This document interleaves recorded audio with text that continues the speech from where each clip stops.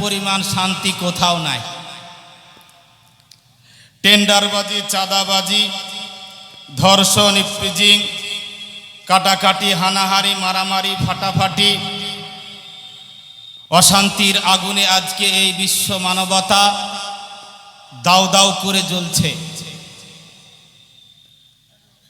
আপনি বাড়ি গিয়ে আপনার স্ত্রীকে জিজ্ঞাসা করবেন, বলবেন যে আমাকে এক গিলাস পানি দাও, আপনার স্ত্রী আপনাকে উল্টো করে নসিহত করবে, কলসি ওখানে আছে, ঢেলে খাও।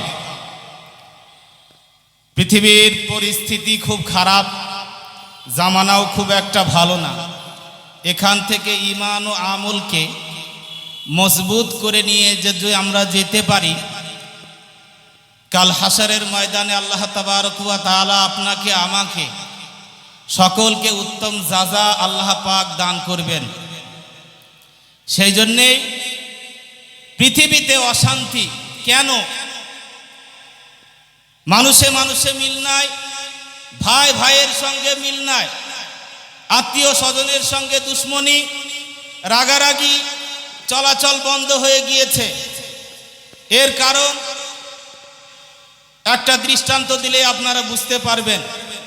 সময় অল্প, অল্পতে আপনাদের বোঝানোর চেষ্টা করছি। একজনের বাড়িতে লেগেছে আগুন। লোকটা বলে, প্রিয় ভাইরা, আমার বাড়ি তো আগুনে পুড়ে যাবে, তাই দেখে কি তোমরা ঘরে বসে রবে? থাকলে কি আল্লাহ সবে? যার কাছে যা আছে তাই নিয়ে ঝাঁপিয়ে পড়ো তাড়াতাড়ি, আজকে আমার বাড়ির আগুন লিভাতে হবে। আজকের সংগ্রাম আমার বাড়ির আগুন নিভানো সংগ্রাম। এক বুড়ি মাথায় নিয়ে খড়ি হেঁটে হেঁটে যাচ্ছিলেন বাড়ি। খুড়ি চেনেন আপনারা? কাঠ। বুড়ি চিন্তা করলো, ঝাঁপিয়ে পড়তে বলেছেও তাড়াতাড়ি আমার মাথায় আছে খুড়ি। বুড়ি চিন্তা না করে এক বোঝা খড়ি ওই আগুনের উপরে ঢেলে দিল তাড়াতাড়ি। আগুন মোটামুটি কন্ট্রোলে এসে গেল। আগুনের উপরে যদি কাঠ ফেলে দেওয়া হয়, আগুন বাড়বে না কমবে? কমবে। ডোমপুকুর গ্রামের এক শ্বশুর জামাইয়ের জন্য লেপ তোশক কিনে নিয়ে আসছিলেন বাড়ি। চিন্তা করছেন, বুড়ি তার খড়ি দিল, আমি লেপ তোশক দিলে সমস্যা কোথায়? জামাইকে তো পরেও কিনে দেওয়া যাবে, আগে আমার পড়োশির বাড়ির আগুন নেভাতে হবে। কাল বিলম্ব না করে তাড়াতাড়ি লেপ তোশক যা ছিল আগুনের ওপরে ঢেলে দিল। আগুন মোটামুটি অর্ধেকটা কন্ট্রোলে এসে গেল ভাই। ডোমপুকুর গ্রামের একজন বড় ব্যবসায়ী, কেরোসিন তেলের ব্যবসা করে। 5 কুইন্টাল কেরোসিন তেল নিয়ে ফিরছিলেন বাড়ি। দেখছে যে পড়োশির বাড়িতে আগুন লেগেছে।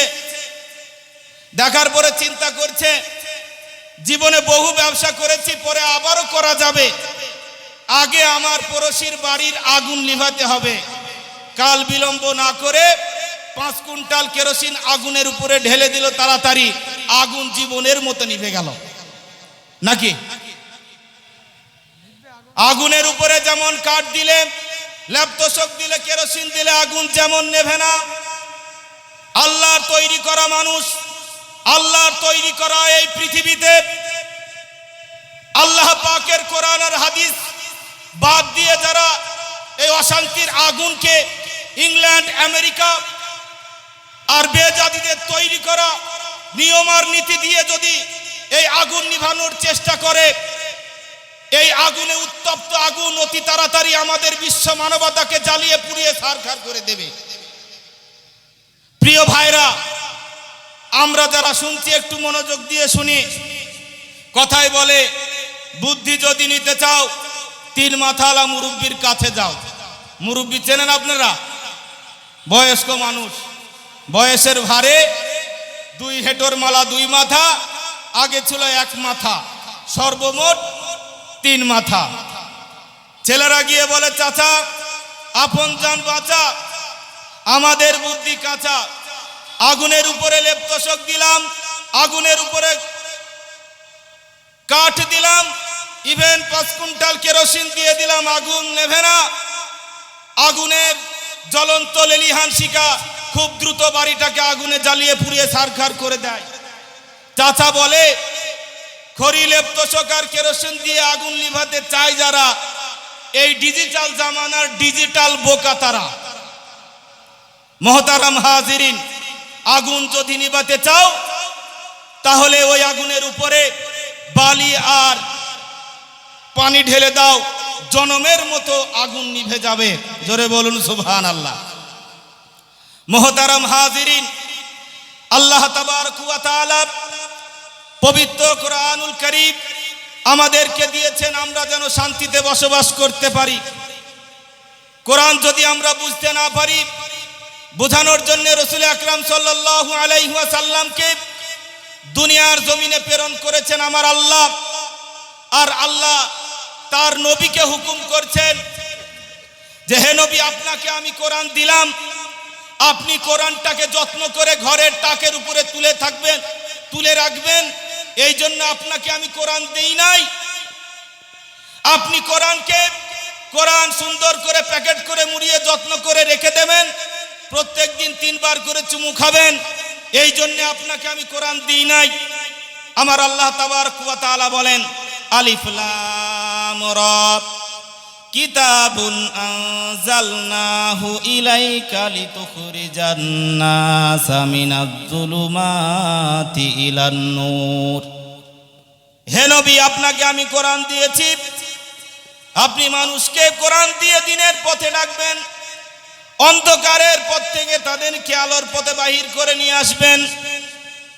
এই জন্য আমি আপনার উপরে কোরআন নাজিল করেছি, আপনি যেন মানুষকে হিকমতের সাথে আমার তাওহীদের দাওয়াতটা পৌঁছাইয়া দিবেন, যাতে করে মানুষ আমি আল্লাহ আমার থেকে দূরে না চলে যায়।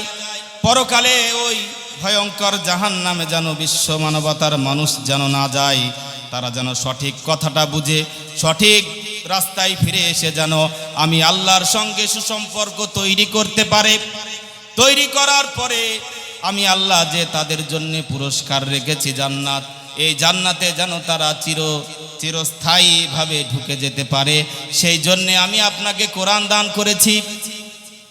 কোরআনের মূল বক্তব্য, আপনি কোরআনকে জিজ্ঞাসা করবেন, কোরআন আপনি বুঝবেন, কোরআনকে সুন্দরভাবে তাফসীর সহ আপনি পড়বেন। একটা জিনিস আপনার বুঝে আসবে, সেটা কি? কোরআনের মূল বক্তব্য হলো ঈমান। এই ঈমান কোরআনের মূল দাওয়াত। কোরআনের দাওয়াত, ঈমানের দাওয়াত যখন দুনিয়াবাসী রাসূলুল্লাহর কাছ থেকে পেল, অন্ধকারে আচ্ছাদিত জামানার মানুষ, বর্বরতার মানুষ, যখন মানুষের ভিতরে কোনো শৃঙ্খলা ছিল না, মানুষ পশুর মতো আচরণ করতে শুরু করলো, আমার আল্লাহ তাবারক ওয়া তাআলা কোরআনুল কারীম নাজিল করলেন আর নবীকে বললেন, যাও কোরআন প্রচার করো। সমস্ত মানুষেরা এমন ভাবে কোরআন বুঝে গেল, সাহাবারা এমন ভাবে বুঝতে পারলো যে এই কোরআন আমাদেরকে সঠিক পথ দেখাতে এসেছে, আর মুহাম্মদুর রাসূলুল্লাহ সাল্লাল্লাহু আলাইহি ওয়াসাল্লাম আমাদেরকে জাহান্নামের আগুন থেকে বাঁচানোর জন্য এসেছে। জোরে বলুন সুবহানাল্লাহ। মুহতারাম হাজিরিন, আপনি কালেমা পড়েছেন, ঈমান আনয়ন করেছেন, এই ঈমান এনেছেন বলে, কালেমা পড়েছেন বলে এখানে আপনার শেষ বিষয়টা এমন না। আমার আল্লাহ ডাক দিয়ে বলেন, আহাসিবান নাসু আন ইউতরাকু আন ইয়াকুলু আমান্না ওয়া হুম লা ইফতানুন। হে নবী, মানুষ ঈমান এনেছি এই কথা বললেই তাদেরকে ছেড়ে দেওয়া হবে, অথচ তাদেরকে পরীক্ষা করা হবে না। বিষয়টা এমন না। আমি আল্লাহ নিশ্চয় মানুষকে পরীক্ষা নেব, আমি তাদের ইমতিহান নেব, ইমতিহানের মাধ্যমে তাদের যোগ্যতা আমি বাড়িয়ে দেব, তারা যেন জান্নাতের যোগ্যতা অর্জন করতে পারে, আর চিরস্থায়ী সুখ শান্তির জায়গা জান্নাত, সেই জান্নাতে যেন যেতে পারে। জোরে বলুন সুবহানাল্লাহ। মুহতারাম হাজিরিন, ঈমান এনেছি, কালেমা পড়েছি, এবার আমার করণীয় কি?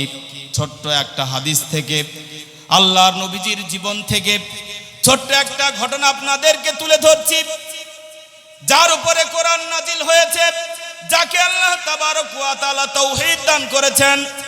এই নবী কালেমার পরে কি মেহনত করেছে, আমরা যদি একটু মনোযোগের সাথে শুনি তাহলে হয়তো আমরা বুঝতে পারবো। আমাদের মুসলমান, আমরা ইমানদার, আমরা আমাদের কালেমার পরে দাওয়াত কি, আমাদের করণীয় কি, এটা আমরা অবশ্যই বুঝতে পারবো। মুহতারাম হাজিরিন, কিছু সময় এমন দেখা যায় একটা ফ্যামিলির পরিবারের সব মানুষ কেঁদে ফেলে, কান্নাকাটি করে। তার কারণ হলো ওই বাড়ির একজনের ইন্তেকাল হয়ে গিয়েছে। এই রকম পরিস্থিতির সম্মুখে যখন আসে তখন বা ফ্যামিলির সমস্ত লোকেরা কেঁদে ফেলে, কান্নাকাটি করে। আবার কিছু কিছু সময় এমন দেখা যায় যে একটা গ্রামের পুরো লোক, যত লোক, সব মানুষগুলো কেঁদে ফেলে। সমাজে এমন একটা ঘটনা ঘটে যায় যে ঘটনা ঘটার পরে গ্রামের সমস্ত মানুষ সবাই একসঙ্গে কেঁদে ফেলে। গ্রামের মানুষের চোখে পানি এসে যায়। আমার রাসূলুল্লাহ সাল্লাল্লাহু আলাইহি ওয়াসাল্লাম তিনি বলেন, এই পৃথিবীর জমিনে, আসমানের নিচে, জমিনের উপরে শুধু ইনসান মখলুকাত, জীবজন্তু কাঁদে নাই, শুধু মানুষ কাঁদে নাই, মখলুক কাঁদে নাই। আসমান কেঁদেছে, জমিন কেঁদেছে, আরশ বহনকারী ফেরেশতারা জমিনের দিকে তাকিয়ে তাকিয়ে হাউমাউ করে কেঁদেছে। ছোট্ট বাচ্চা ছেলে যেমন চিৎকার দিয়ে কাঁদে, আল্লাহ পাকের সমস্ত ফেরেশতারা হাউমাউ করে কাঁদতে শুরু করেছে। আর হাদিসের মধ্যে এসেছে কেঁদেছে মাত্র 2 বার। কয়বার বলেন? 2 বার। আসমান জমিনের ফেরেশতারা সব একসাথে হাউমাউ করে চিল্লিয়ে কেঁদেছে মাত্র 2 বার। একবার হাবিবুল্লাহর রক্ত ঝরা দেখে কেঁদেছে, আর একবার ইব্রাহিম খলিলুল্লাহর আল্লাহর সঙ্গে মহাব্বত করা দেখে কেঁদেছে। আপনার আমার নবী যখন কালেমার দাওয়াত নিয়ে তায়েফে পৌঁছালেন, অসহায় আমার নবী, সাথে কেউ নাই। তায়েফবাসীকে ডাক দিয়ে বলে, আরে জমিনের মানুষ, ইয়া আইয়ুহান নাস কুলু লা ইলাহা ইল্লাল্লাহু তুফলিহুন। এ জমিনের মানুষ, তোমরা কালেমা পড়ে নাও, তাহলে তোমরা সফল কাম হয়ে যাবে, তোমরা সফল হয়ে যাবে। এই কথাটা আল্লাহর নবী হাবিবে কিবরিয়া যখন জবান থেকে বাহির করলেন, বাহির করার সাথে সাথে ওই তাইফের হিংস্র মানবরূপী দানবগুলো আল্লাহর নবীর উপরে এমন ভাবে নির্যাতন তারা শুরু করে দিল, চতুর্দিক থেকে পাথর তারা নিক্ষেপ করতে শুরু করলো। এমন ভাবে আল্লাহর নবীজির উপরে তারা নির্যাতন শুরু করে দিল, বলা হয়েছে ধারালো ধারালো পাথরগুলো। ছেলেপিলেরা যখন ওই পাখি শিকার করে দেখবেন গুলতি ব্যবহার করে। কি করে বলেন? গুলতি। ধারালো ধারালো পাথরগুলো ওই গুলতির ভিতরে নিয়ে আল্লাহর নবীজির দিকে তারা নিক্ষেপ করে। আল্লাহর নবীজির পালক পুত্র যায়েদ রাদিয়াল্লাহু তাআলা আনহু বলে, পাথরগুলো এমন ভাবে নিক্ষেপ করে, এমন ভাবে মারে, আল্লাহর নবীজির গায়ের চাদর ভেদ করে পাথরগুলো ওই রহমতের নবীজির গায়ের ভিতরে, চামড়ার ভিতরে ঢুকে যায়। যায়েদ বলে, রহমাতাল লিল আলামিনের গায়ে কোনোদিন মশা মাছিও বসে না, এমন নবীর গায়ে ধারালো ধারালো পাথরগুলো যখন ভেদ করে ঢুকে যায়, আল্লাহর নবীজি কতই না কষ্ট পায়। এত কষ্টের ভিতরেও যায়েদ বলে, আমি যখন আল্লাহর নবীজির গায়ে থেকে ওই পাথরগুলো যখন আমি সরাই, তখন আমি দেখতে পাই যে ওই জায়গা থেকে আল্লাহর নবীজির দেহ মুবারক থেকে রক্তের স্রোত বাইরে হতে থাকে। আল্লাহর নবীজির উপরে এমন ভাবে নির্যাতন তারা শুরু করেছে, এমন ভাবে অত্যাচার তারা শুরু করেছে, আল্লাহর নবী বেহুশ হয়ে জমিনের উপরে পড়ে গিয়েছে। আবার ওই তায়েফের মানবরূপী দানবগুলো আল্লাহর নবীকে রহমাতাল লিল আলামিনকে আবার দাঁড় করিয়েছেন। দাঁড় করানোর পরে আবার পাথর নিক্ষেপ করেছেন, আবার আল্লাহর নবীজি বেহুশ হয়ে জমিনে পড়ে গিয়েছেন। আল্লাহর নবীজি রক্তাক্ত মজলুম হালতে, এমন হালতে আল্লাহর নবীজি জমিনের উপরে পড়ে আছেন। আল্লাহর নবীজির এই হালত দেখে একজন কাফেরের মনে মায়া লেগে গিয়েছে। ওই কাফের তার গোলামকে ডাক দিয়ে বলে, গোলাম তুমি যাও, মুহাম্মদ যেন মরে না যায়, তাকে এক গ্লাস পানি পান করাও, ঠান্ডা পানি নিয়ে যাও, ঠান্ডা পানি পান করাও। গোলাম তাড়াতাড়ি ঘরের ভিতরে গিয়ে এক গ্লাস ঠান্ডা পানি নিয়ে আল্লাহর নবীজিকে যখন পান করাচ্ছেন, আল্লাহর নবীজি এমন মজলুম হালতে পান করছেন। মরুভূমির দেশ, উত্তপ্ত গরম, আবার পাথরের দেশ তায়েব। এই পাথরের পরে বেহুশ নবীজি যখন মজলুম হালতে পানি পান করছেন, যে গোলামটা পানি পান করাচ্ছে আল্লাহর নবীজির তার উপরে একটু দয়া হয়েছে। জিজ্ঞাসা করে, ও ভাই তোমার বাড়ি কোথায়, তোমার নাম কি, তোমার দেশ কোথায়? গোলাম ডাক দিয়ে বলে, আমার বাড়ি হলো নেনুয়া। আমার নবীজি শোনার সঙ্গে সঙ্গে ওই গোলামকে ডাক দিয়ে বলে, নেনুয়া কি জানো? নেনুয়া হলো আমার ভাইয়ের দেশ, ওখানকার নবী ইউনূস আলাইহিস সালাম আমার ভাই, ওটা আমার ভাইয়ের দেশ, আর তুমি আমার ভাইয়ের দেশের লোক। গোলাম কথাটা শোনার সঙ্গে আশ্চর্য হয়ে গেলেন। কোথায় নেনুয়ার কথা, তায়েফ মক্কা, অত দূরের খবর আপনার কাছে কেমন করে আসতে পারে? আল্লাহর নবীজি বলেন, খবর তো আমার না, খবর তো আমাকে জানায় আসমান জমিনের মালিক আল্লাহ, খবর আমাকে দেয় আমার আল্লাহ। এই কথাটা যখন বললেন, গোলাম তখন বুঝতে পারলেন যে এই সত্য কথা, একজন নবীর খবর আর একজন নবীর কাছে থাকবে, এটাই সত্য। এই বলে ওই গোলামের মনটা এমন ভাবে ঘুরে গিয়েছে, গোলাম সঙ্গে সঙ্গে পড়েছেন লা ইলাহা ইল্লাল্লাহু মুহাম্মাদুর রাসূলুল্লাহ। আল্লাহর নবী রক্তাক্ত, একদিক দিয়ে আল্লাহর নবীজির গায়ে থেকে রক্ত ঝরে, আর একদিক দিয়ে কাফের কালেমা পড়ে। জোরে বলুন সুবহানাল্লাহ। মুহতারাম হাজিরিন, আল্লাহর নবীজি যখন তৃতীয়বার বেহুশ হয়ে জমিনের উপরে পড়ে গেলেন, আবার যখন উঠবেন আর উঠতে পারে না, আল্লাহকে ডাক দিয়ে বলে, ওগো আল্লাহ তুমি আমাকে কোথায় ছেড়ে দিলে, কার হাতে আমাকে ছেড়ে দিলে আল্লাহ? আল্লাহর নবীজি মজলুম হালাতে, রক্তাক্ত বদনে, চোখে অশ্রু ভরা নয়নে যখন আল্লাহকে এই কথা বলে, রব্বুল আলামিন তুমি আমাকে কোথায় ছেড়ে দিলে, কার হাতে তুমি আমাকে ছেড়ে দিলে? এই কথা যখন আল্লাহর নবীজি বলেছেন, আসমানের ফেরেশতারা, জমিন আসমান সকলে একসাথে হাউমাউ করে কেঁদে ফেলেছে। এমনকি আরশ বহনকারী ফেরেশতারা জমিনের দিকে রহমাতাল লিল আলামিনের এইরকম হালাত দেখার পরে তারাও আর চোখের পানি আটকিয়ে রাখতে পারে নাই, তারাও হাউমাউ করে কেঁদে ফেলেছে।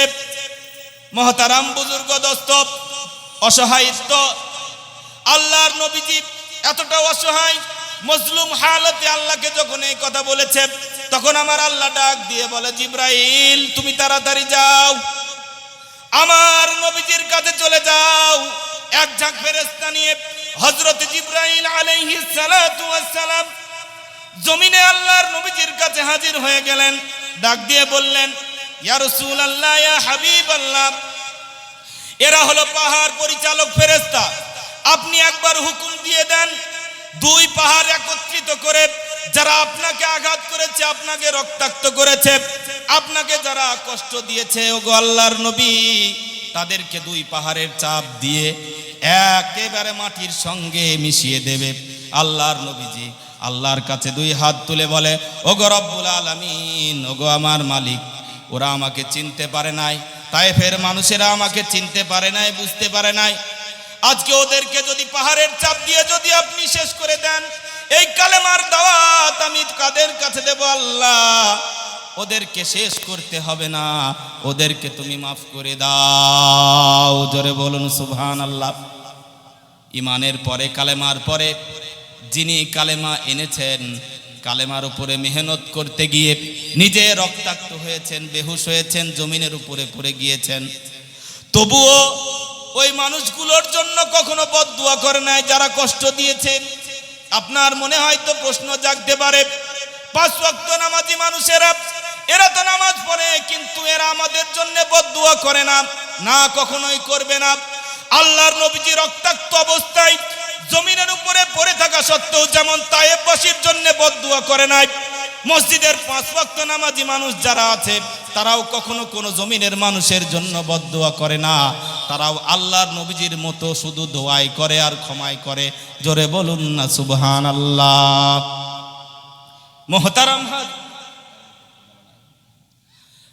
মোহতারাম হাজিরিন, আল্লাহ তাবারক ওয়া তাআলা এই কালেমার যে মূল কোরআনের দাওয়াত, এই দাওয়াত দিতে গিয়ে আল্লাহর নবীজি অনেক কষ্ট সয়েছেন। শুধু নবীজি সয়েন নাই, সাহাবারাও অনেক কষ্ট পেয়েছে, তাবেঈরাও অনেক কষ্ট পেয়েছে, অনেক ইমানদার মুসলমানরাও কষ্ট পেয়েছে। তারা দ্বীনের জন্য, দ্বীনের মেহনতে তারা যখন ঘর থেকে বাহির হয়েছে, তাদের জীবনের আশঙ্কা হয়ে গিয়েছে, তারা আর জমিনে বেশি দিন থাকতে পারবে না। তাদেরকে ভয় দেখানো হয়েছে, গলায় তরবারি ধরা হয়েছে, বুকে পিস্তল ধরে তাদেরকে ভয় দেখানো হয়েছে, তোমরা ইসলাম প্রচার করতে আর পারবা না। তো যাই হোক, কোরআনের যে মূল দাওয়াত ঈমান, এই ঈমান আমাদের সকলের দায়িত্ব। ঈমানকে শুধু আমার কাছে না রেখে ঈমানের উপরে মেহনত করা, এটা রাহমাতাল লিল আলামিন সাইয়্যিদুল আম্বিয়া ওয়াল মুরসালিন নিজের 23টা বছর ঈমানের উপরে মেহনত করেছেন। আর আমরা যারা এখনো দুনিয়ার জমিনে আছি, মুসলমান দাবি করি, মুসলমান বলি, তো আমাদের দায়িত্ব হলো আমরাও যেন সকলেই এই ঈমানের উপরে মেহনত করে কালেমার দাওয়াতটা আমার পড়োশি অথবা আমার পাশের গ্রামের মুসলমান ভাইদের কাছে পৌঁছে দেওয়া। এটা আমাদের মুসলমান হিসাবে নৈতিক দায়িত্ব। আমরা শুধু নামে মুসলমান, নাম রেখেছে আব্দুল জব্বার, নাম রেখেছে ফজর আলী, জীবনে কোনোদিন ফজরের নামাজ পড়ে না। নাম রেখেছে আতর আলী, গায়ে পাঁঠার গন্ধ করে। নাম রেখেছে জোহর আলী, কোনোদিন জোহরের নামাজ পড়ে না। এরকম নামের মুসলমান হলে হবে না। রাহমাতাল লিল আলামিন যেভাবে কালেমার দাওয়াত দিয়েছে, নৈতিক মুসলমানের দায়িত্ব হলো কালেমাটাকে অপর ভাইয়ের কাছে পৌঁছাইয়ে দেওয়া। শুধু নাম দিয়ে হবে না। নাম দিয়ে যদি কাজ হতো, টুপি দাড়ি আর পাগড়ি দিয়ে যদি কাজ হতো, তাহলে কিন্তু অনেক বেঈমান বিনা হিসাবে জান্নাতে চলে যেত। যদি দাড়ির জন্য মানুষ জান্নাতে যাবে, নামাজ পড়ে না, রোজা রাখে না, দাড়ি রেখেছে, দাড়ি নিয়ে জান্নাতে চলে যাবে, তাহলে রবীন্দ্রনাথ ঠাকুরকে আল্লাহ তাবারক ওয়া তাআলা বিনা হিসাবে জান্নাত দেবে। যদি পাগড়ির জন্য মানুষ মুসলমান হবে আর জান্নাতে চলে যাবে, সেটাই যদি হতো, তাহলে আমাদের প্রাক্তন প্রধানমন্ত্রী মনমোহন সিং উনিও বিনা হিসাবে জান্নাতে চলে যাবে। নামের জন্য যদি মানুষ জান্নাতে চলে যেত, টুপি পরার জন্য যদি মানুষ মুসলমান হতো, তাহলে কিন্তু ভগৎ সিং, আমাদের ভগৎ সিং সারা জীবন টুপি মাথায় দিয়েছে, তো ওনাকেও তো বিনা হিসাবে জান্নাত দেওয়ার দরকার। সেই জন্যে নাম দিয়ে আর কাজ হবে না, নাম দিয়ে কাজ নেই, নামের কোনো ফলাফল নেই। সেই জন্যেই বলে নামেরও বড়াই করো না কো, নাম দিয়ে কি হয়, নামের সাথে মেলে না তো আসল পরিচয়। নামের বড়াই করো না কো, নাম দিয়ে কি হয়, নামের সাথে মেলে না তো আসল পরিচয়। আমরা সকলেই মুসলমান, ঈমানের উপরে কোরআনের মূল যে দাওয়াত, এর উপরে মেহনত করবি ইনশাআল্লাহ। নিজের ঈমানকে মজবুত করবি ইনশাআল্লাহ। আমার পড়োশির কাছে আমি আমার এই কালেমার দাওয়াত পৌঁছাবো ইনশাআল্লাহ। আল্লাহ পাক আমাদের সকলকে কবুল করুক। জোরে বলেন আমিন। এই বলে সংক্ষিপ্ত বক্তব্য ইতি করছি। কারি সাহেব আমার পিছনে চলে এসেছে, আমার বেয়াদবি হবে। আল্লাহ পাক আপনাকে আমাকে সকলকেই মাফ করুক এবং কথার উপরে আমল করার তৌফিক দান করুক। সকলে বলুন আল্লাহুম্মা আমিন।